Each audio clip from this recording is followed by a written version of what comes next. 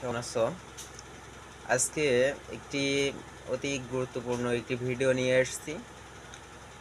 আমরা এর আগে একটি ভিডিওতে নিম পাতা সম্পর্কে আলোচনা করেছিলাম।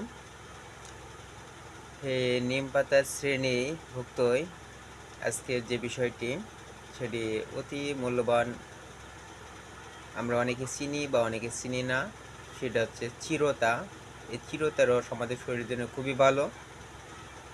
এই চিরতা এটি খুবই তেতো এবং ঠান্ডা একটি গাছ। চিরতা আমাদের শরীরের জন্য ঠান্ডার ক্ষেত্রে খুবই কার্যকারী।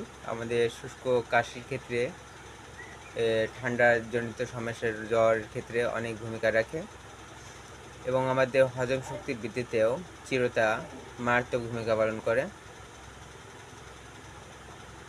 এই চিরতা অনেকে আমাদের ডায়াবেটিস ক্ষেত্রে ইনসুলিনের হার বাড়ায়, যাদের ইনসুলিনের ইমিউনিটি হার বাড়িয়ে ডায়াবেটিস নিয়ন্ত্রণ করতে মুখ্য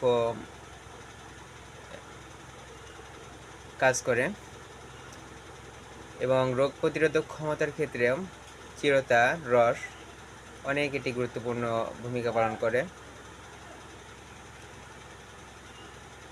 এই চিরতা আমরা নিয়মিত যদি খাওয়া যায় আমাদের শরীরের জন্য খুবই ভালো।